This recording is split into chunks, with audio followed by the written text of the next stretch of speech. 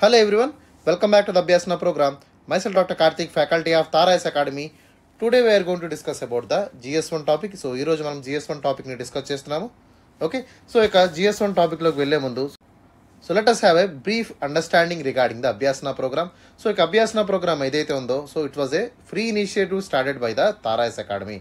So ఇక free initiative for the UPSC mains answer writing series ఏదైతే ఉందో so that will be handy and available to the Telugu states. ఎవరైతే Telugu states aspirants ఎవరైతే ఉంటారో వాళ్ళందరికీ కూడా అందుబాటులో ఉండే విధంగా ఈ యొక్క ప్రోగ్రామ్ని అయితే డిజైన్ చేయడం జరిగింది. So through this program we are continuously providing the mains answer test series. ఖచ్చితంగా ప్రతిరోజు కూడా మార్నింగ్ 9 AM కల్లా మన యొక్క తారాయస్ యూట్యూబ్ ఛానల్లో క్వశ్చన్స్ అనేవి అప్లోడ్ చేస్తాము.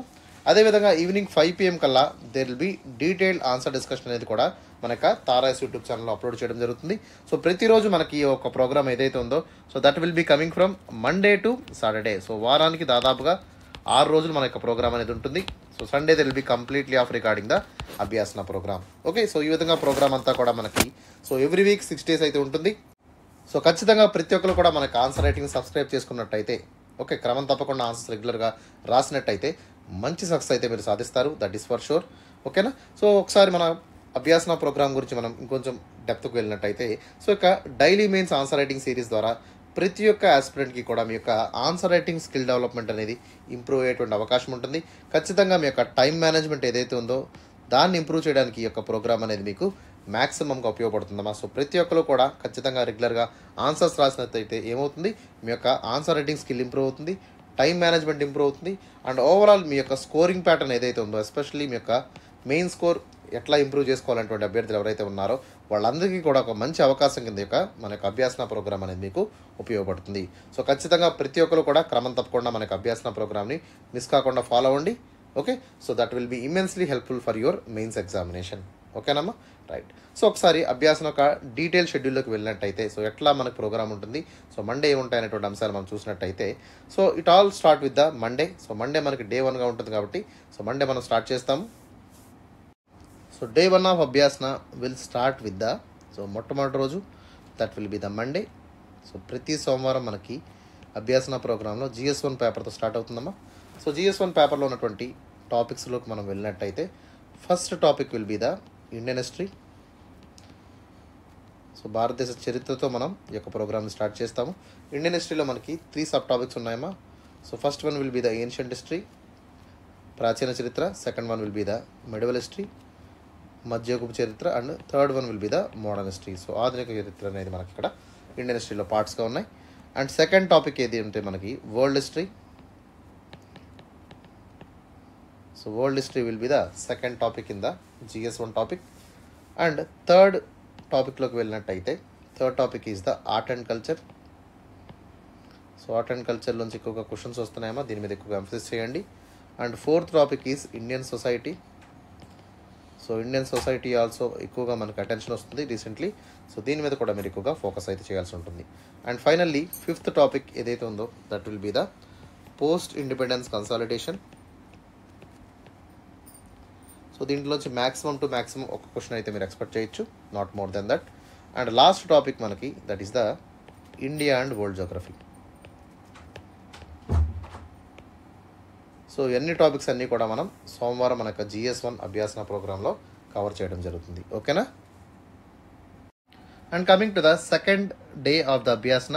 సో రెండో రోజు అభ్యాసన ప్రోగ్రామ్ మనం తీసుకున్నట్టయితే Day 2 will be the Tuesday.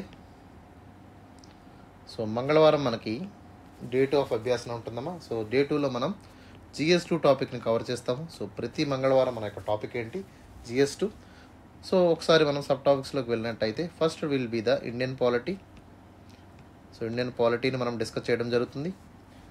రెండో టాపిక్లోకి వచ్చినట్టయితే that will be the governance. Third topic is social justice.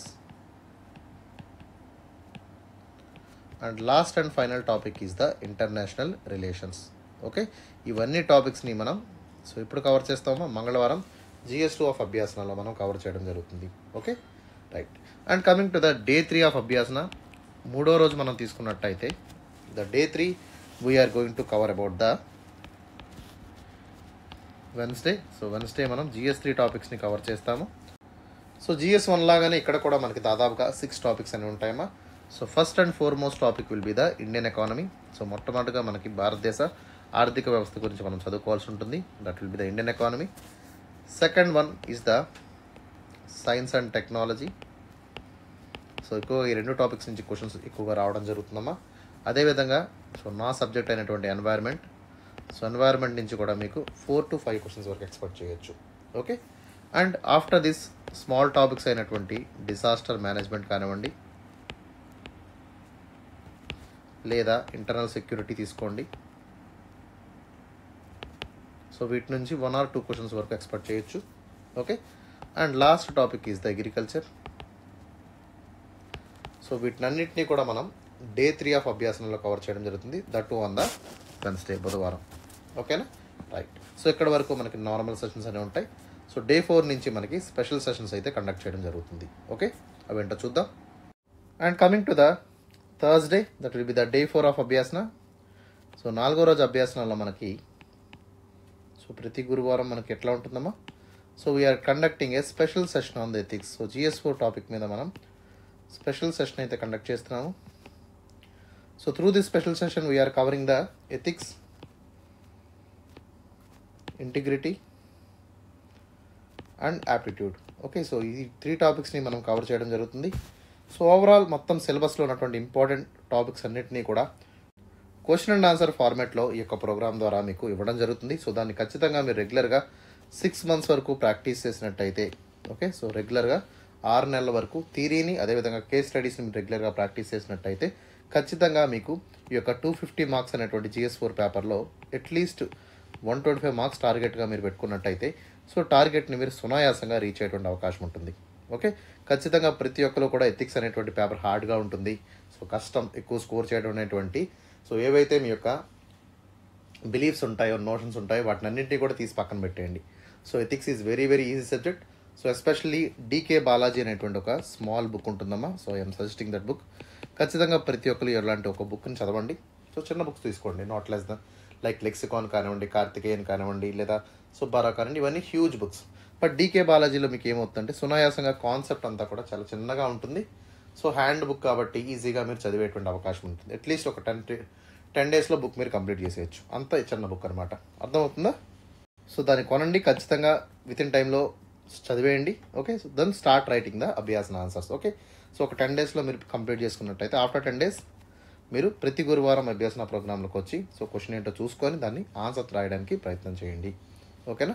So ఈ విధంగా మీ యొక్క ఎథిక్స్ ప్రిపరేషన్ అంతా కూడా మీరు ఖచ్చితంగా ఒక 3 to 4 months వరకు రెగ్యులర్గా ఆన్సర్స్ రాసినట్టయితే మీకు మ్యాక్సిమం బెనిఫిట్ ఉంటుంది. Okay, if you still feel సరిపోవట్లేదు అనుకున్నారనుకోండి, 6 నెలల వరకు రెగ్యులర్గా అట్లీస్ట్ ఎథిక్స్ క్వశ్చన్స్ అయితే వరకు ప్రాక్టీస్ చేయండి. షూర్ మీకు రిజల్ట్స్ కనిపిస్తాయి. ఖచ్చితంగా ప్రతి ఒక్కరు కూడా 125 మార్క్స్ అయితే రీచ్ అవుతారు. ఓకేనా, రైట్ అమ్మ. And coming to the Day 5 of Abhyasana. So 5వ రోజు మనం తీసుకున్నట్టయితే that will be the Friday. So ప్రతి శుక్రవారం మనకి జనరల్ ఎస్ఐ టాపిక్ ఉంటుంది. సో జనరల్ ఎస్ఐలో మనకి దాదాపుగా 2 క్వశ్చన్స్ అయితే UPSCలో ఇవ్వడం జరుగుతుంది. ఇక్కడ మన ప్రాక్టీస్ కోసం ఒక క్వశ్చన్ అయితే మనం ప్రాక్టీస్ చేద్దాం. సో ఇక జనరల్ ఎస్ఐలో most of the contemporary essays ఎట్లా అడుగుతున్నారంటే so they are asking from ethical perspective, అదేవిధంగా ఫిలసాఫికల్ పర్స్పెక్టివ్. ఓకే, సో దీంతో పాటు ఎథిక్స్ రిలేటెడ్ క్వశ్చన్స్ అడుగుతున్నారు. ఓకే, సో అదేవిధంగా ఇంటర్నేషనల్ కరెంట్ అఫైర్స్లో ఉన్నటువంటి ఇంపార్టెంట్ టాపిక్స్ మీద మనకి క్వశ్చన్స్ అడుగుతున్నారు. వీటినన్నింటినీ కూడా మనం క్రమం తప్పకుండా మనకు అభ్యాసన ప్రోగ్రాంలో మనం ప్రతి ఒక్క దాన్ని కూడా డిస్కస్ చేస్తాము. Okay, and coming to the last day that will be the Day 6 of Abhyasana. So 6వ రోజు ప్రోగ్రామ్ మనం తీసుకున్నట్టయితే so that will be the Day 6. సో 6వ రోజు ఏంటమ్మా మనకి సాటర్డే. సో ప్రతి శనివారం మనం కరెంట్ అఫైర్స్ టాపిక్ని డిస్కస్ చేయడం జరుగుతుంది. So all the important current affairs ఏవైతే ఉంటాయో ఆ వీక్లో వాటిని క్వశ్చన్ అండ్ ఆన్సర్ ఫార్మాట్లో మీకు తయారు చేసి ఈ యొక్క అభ్యాసన ప్రోగ్రాంలో సాటర్డే మన యొక్క ప్రోగ్రామ్ ద్వారా మీకు ఇవ్వడం జరుగుతుంది. ఓకేనా, సో దాన్ని ఖచ్చితంగా మీరు ఆన్సర్ చేయండి. సో ఈ విధంగా మన యొక్క కరెంట్ అఫైర్స్ని కవర్ చేస్తాము. అదేవిధంగా ప్రతి ఒక్కరు కూడా so they have to read news paper daily. So ప్రతి ఒక్కరు కూడా హిందూ న్యూస్ పేపర్ ఏదైతే ఉంటుందో దాన్ని ఖచ్చితంగా చదివేటువంటి ప్రయత్నం చేయండి. Okay, so if not Hindu analysis అయినా ఫాలో అవ్వండి అమ్మా. ఓకేనా, ఖచ్చితంగా this is very very mandatory for the UPSC aspects. Okay, most of the questions అనేవి కూడా డైనమిక్ ఉంటున్నాయి కాబట్టి ఎస్పెషల్లీ మన యొక్క GS2 నుంచి కానివ్వండి 3 నుంచి కానివ్వండి ఎక్కువగా కరెంట్ అఫైర్స్ ఓరియంటెడ్ క్వశ్చన్స్ వస్తున్నాయి. సో వాటిని మనం ఖచ్చితంగా ఆన్సర్ చేయాలంటే ఈ యొక్క కరెంట్ అఫైర్స్ని హిందూ పేపర్ని మనం రెగ్యులర్గా ఫాలో అవ్వాల్సింది. Okay, so that is all about the program of Abhyasana. Now let us proceed to the answer discussion. ఒకసారి క్వశ్చన్ చూద్దాం, తర్వాత అప్రోచ్ ఎలా ఉంటుందో చూద్దాం, దాని తర్వాత ఆన్సర్ డిస్కషన్లోకి వెళ్దాం. ఓకేనా? సో ఒకసారి క్వశ్చన్ ఇక్కడ అబ్జర్వ్ చేయండి అమ్మా. ఏమడుగుతున్నారు? Examine the evolution of global nuclear order since the cold war era. Okay, ఒకసారి ఇంకొంచెం జూమ్ చేస్తున్నాం చూడండి. Examine the evolution of global nuclear order, that is called GNO, since the cold war era, how changing geopolitics and national interest of major powers are impacting the stability and future of GNO. Okay, question ఇక్కడ 2 పార్ట్స్గా అడిగారు. So first ఏమడుగుతున్నారు? They are asking about the history, they are asking about the evolution of global nuclear order since cold war era. Cold war అంటే ఎప్పటి నుంచి అమ్మా?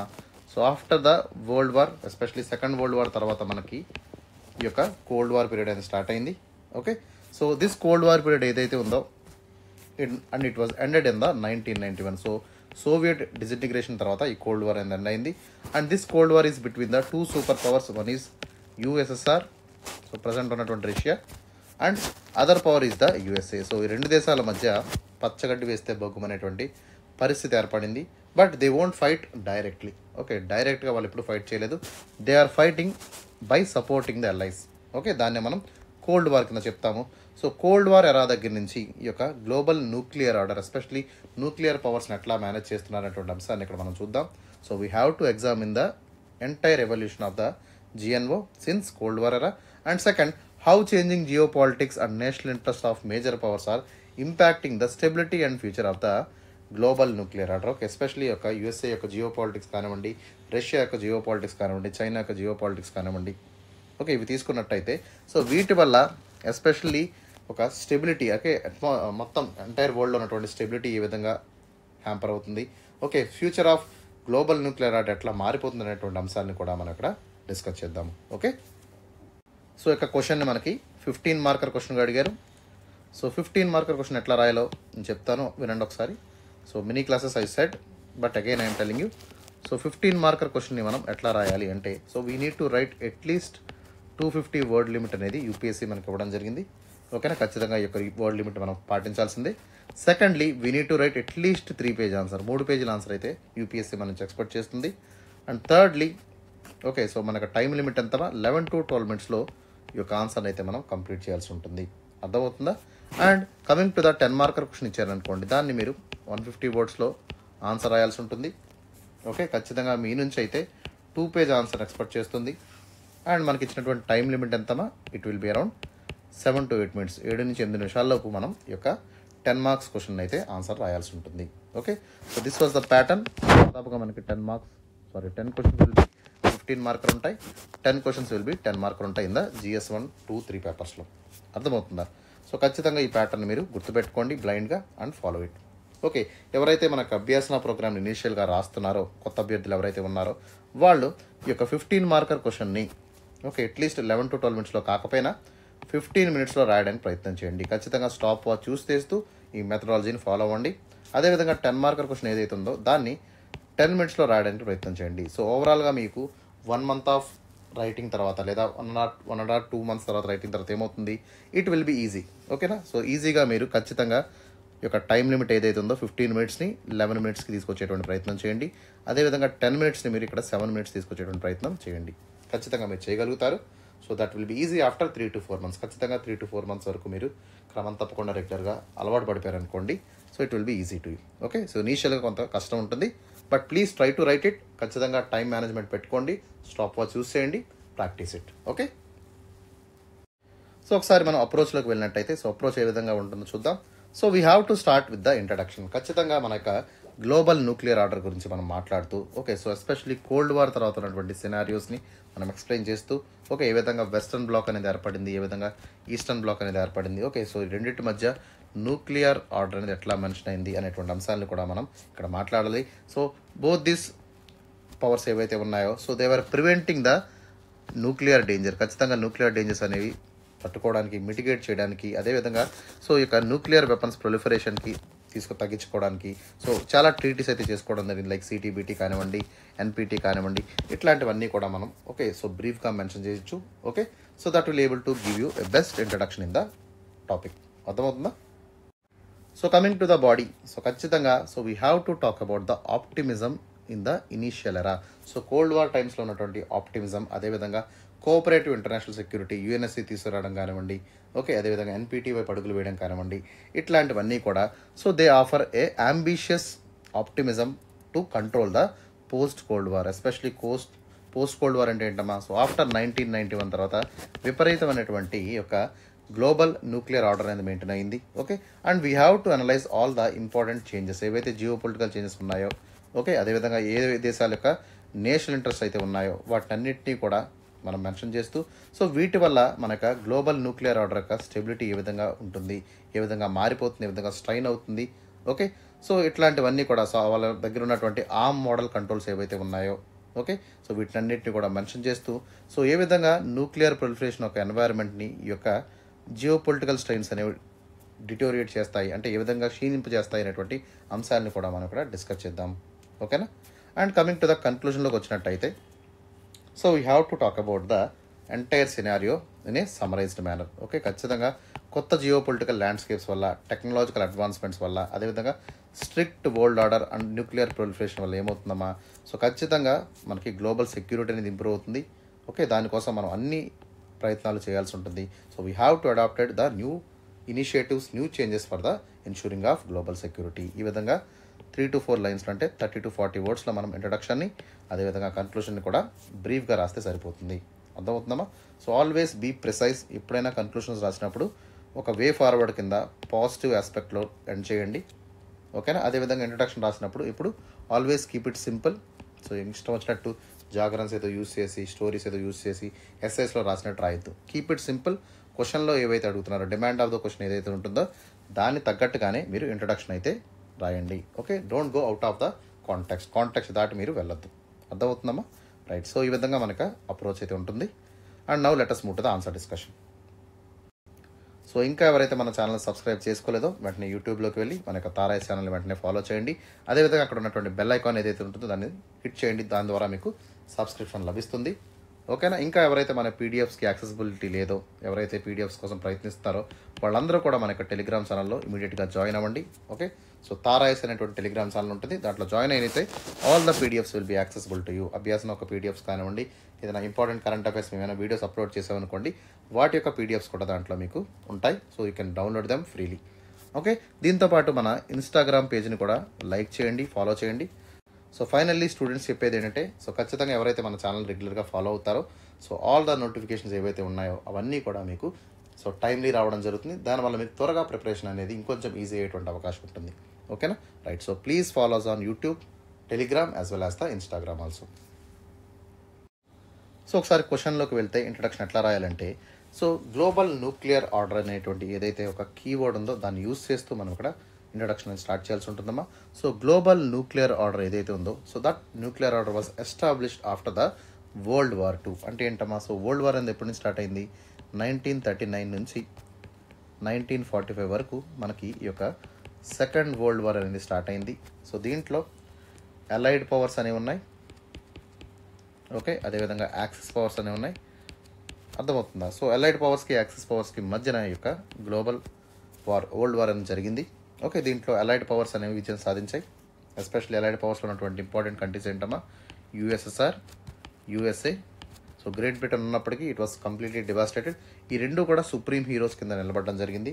Okay, so USSR became the leader of the eastern bloc or Soviet bloc అని చెప్తాము. అదేవిధంగా USA became the leader of the western bloc or capitalistic bloc అని చెప్తాము.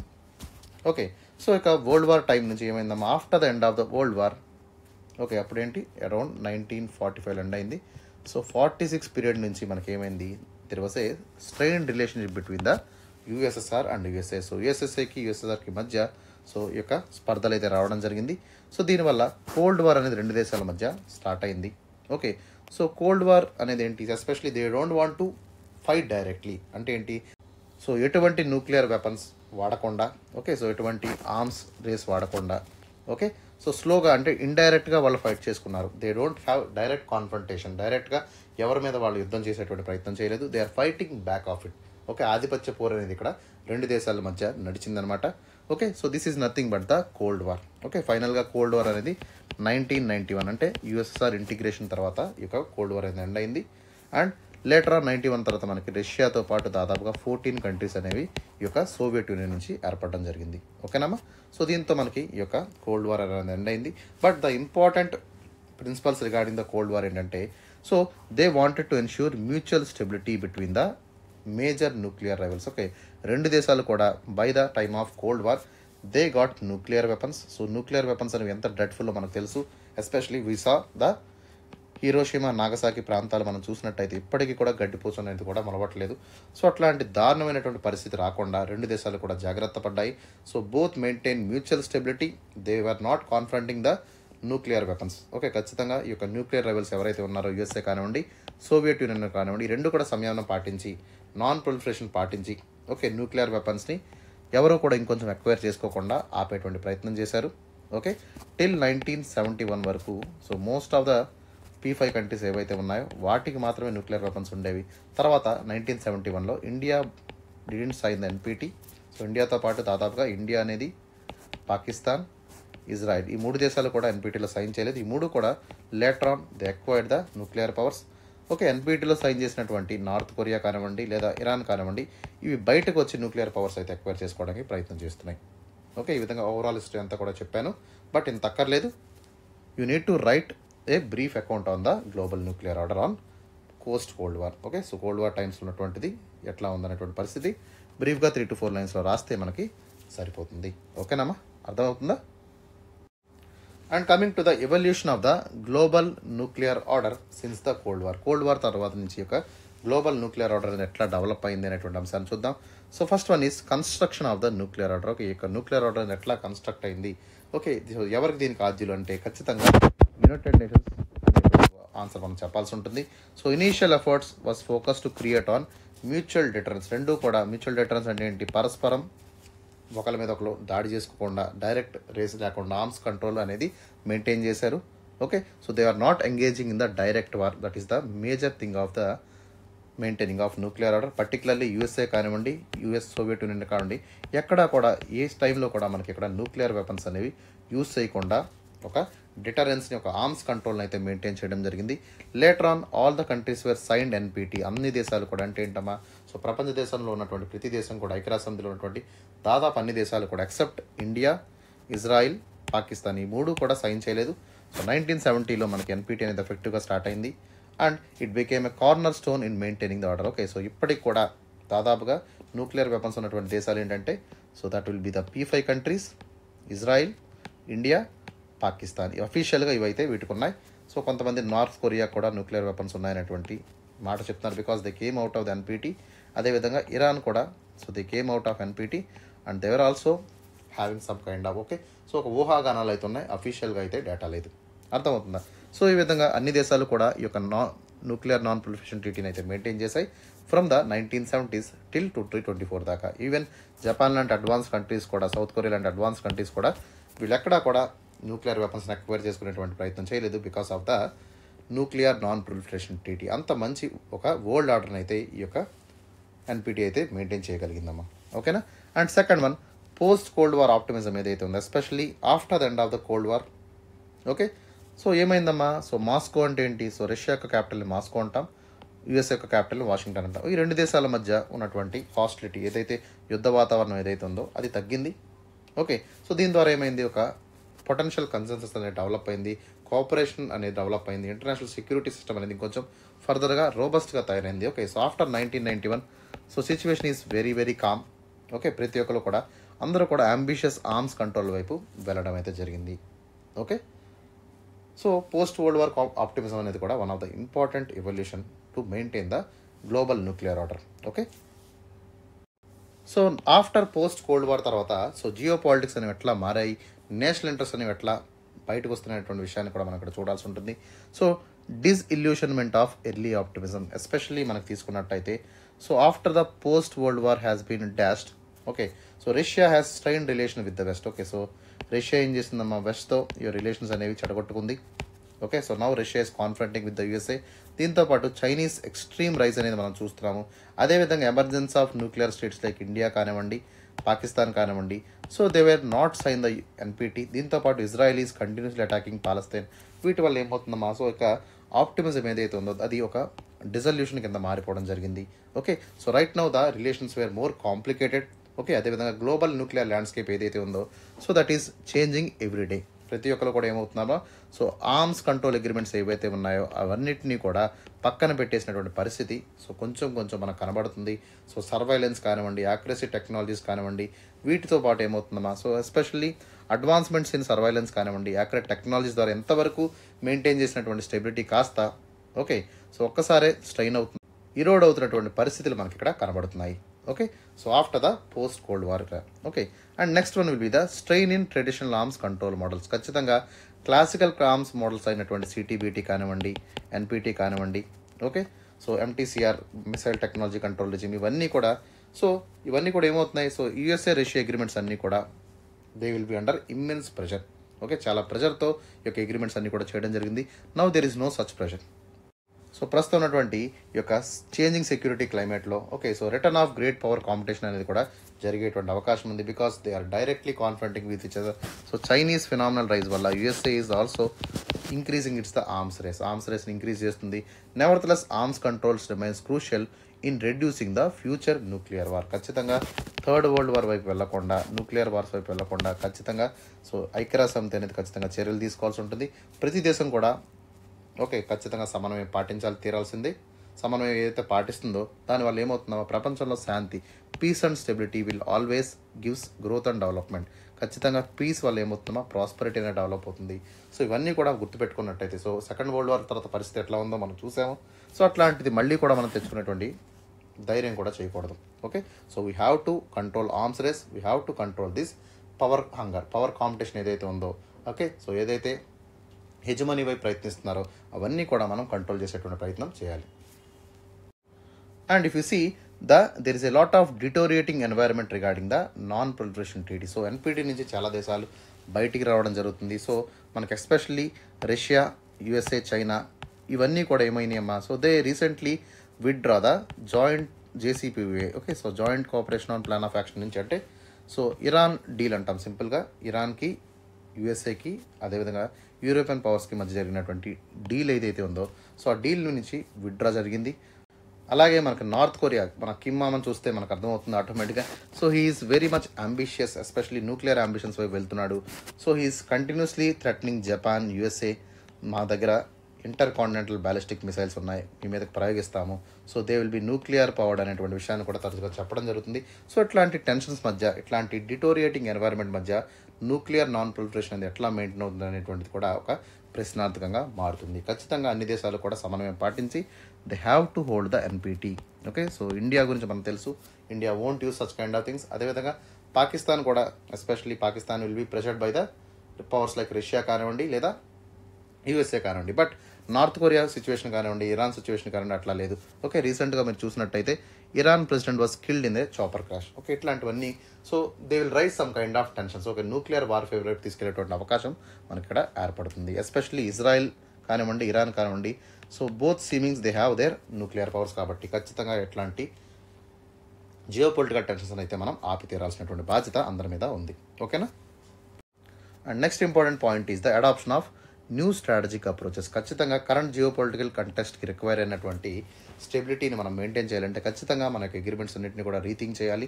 Okay, so మనకున్నటువంటి టెక్నాలజీస్ అన్నింటినీ కూడా మనం ఇంప్రూవ్ చేసుకొని so we have to bring non nuclear strategic domains. ఖచ్చితంగా అందరినీ కూడా ఈ యొక్క నాన్ న్యూక్లియర్ స్ట్రాటజిక్ డొమైన్స్ వైపు తీసుకొచ్చినట్టయితే ఓకే కొత్త కొత్త డైలాగ్స్తో, ఎస్పెషలీ బైలాటరల్ ఇష్యూసే కాకుండా మల్టీలాటరల్ ఇష్యూస్ని కూడా మనం తీసుకొస్తూ, ఎస్పెషలీ చైనా లాంటి దేశాలు, రష్యా లాంటి దేశాలు, other emerging powers like India కానివ్వండి, బ్రెజిల్ కానివ్వండి, ఓకే సౌత్ కొరియా కానివ్వండి, వీటిలన్నింటితో కూడా ఒక స్టెబిలిటీని మెయింటైన్ చేస్తూ కొత్త స్ట్రాటజిక్ అప్రోచెస్ ద్వారా కొత్త అగ్రిమెంట్స్ని తీసుకొచ్చినట్టయితే ఖచ్చితంగా ఈ యొక్క జియో పొలిటికల్ ఆర్డర్ని మనం స్టేబుల్ చేయొచ్చు. అదేవిధంగా న్యూక్లియర్ వార్ఫేర్ని కూడా చెక్ చేసేటువంటి అవకాశం మనకి ఏర్పడుతుంది. Okay, so that is what the entire body will be. అర్థమైందమ్మా. So finally coming to the conclusion. ఖచ్చితంగా కన్క్లూషన్లోకి మనం వచ్చినట్టయితే so GNO has evolved significantly from the cold war begins. Okay, cold war origin దగ్గర నుంచి ఈ యొక్క గ్లోబల్ న్యూక్లియర్ ఆర్డర్ ఏదైతే ఉందో that is continuously changing. Okay, so especially initially USSR USA ఉన్నటువంటి సిచ్యువేషన్ కాస్త okay that is actually bipolar focus కాస్త ఏమైందమ్మా, now we are emerging into multipolar world.